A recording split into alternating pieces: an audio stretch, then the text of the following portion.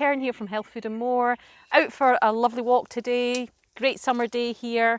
The crunching in the background is Carly the cockapoo who's joined me on this walk looking for some medicinal plants for us to discuss with you today.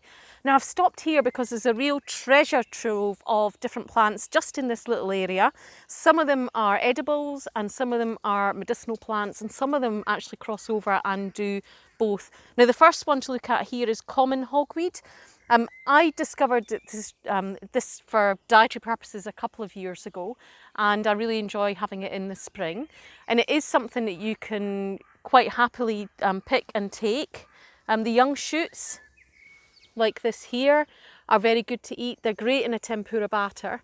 But a small word of warning: if it's a hot, sunny day, wear gloves when you harvest it, because although this isn't known for blistering, I think if you're under really bright sunlight, you have got that potential to irritate your skin.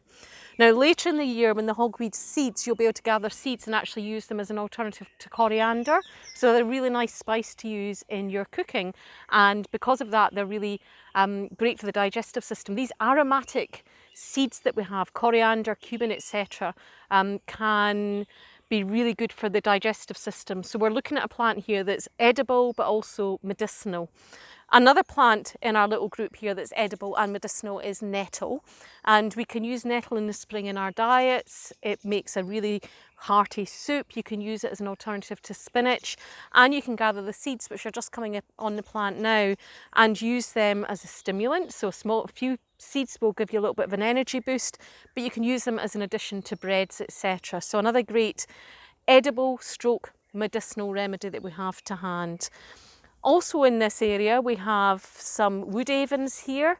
Now wood avens have usually got a beautiful yellow flower on them, and we use this as a root remedy. We dig down, harvest the root, and it gives us a clove-like flavour. And this aromatic plant is used as a digestive remedy. We use it for colicky conditions, for cramps, spasms, etc.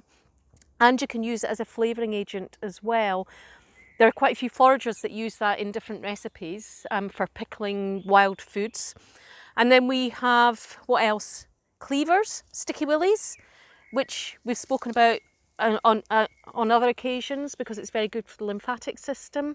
And again, one that people will readily take in their diet. You can make a lovely cleavers infusion with just basically steep them in cold water overnight in a fridge, and you get a lovely refreshing drink from them. Down here we have ground ivy, and I think I'll probably talk about ground ivy on its own in a separate video, but I just wanted to point it out because it's in this beautiful cluster of plants here. And the blue flower here, which I think is my favourite amongst them all, is alkanet. And alkanet, although it has medicinal properties to it, it's good for sores and for reducing external inflammations. Its main property is as a dyeing herb, so it gives a beautiful deep red dye. So anyone that's interested in using natural dyes, this is one of the plants that they'll tend to turn to. So we can see just in this small, how many, 2 square metre patch, we've got a significant number of really useful plants that have a really long tradition of use in our country and have lots of different purposes. So medicines such as the ground ivy, we've got foods such as the hogweed and our nettles, which again also act as medicines at the same time. And I think that's the real message that we want to get out there about plants, is that they can be used as part of our diets, they can be used as part of our everyday living, and they have these wonderful medicinal virtues to them as well. And I'm sure if we all got out there and eat lots more of these wild foods, we'd all be a lot healthier for it.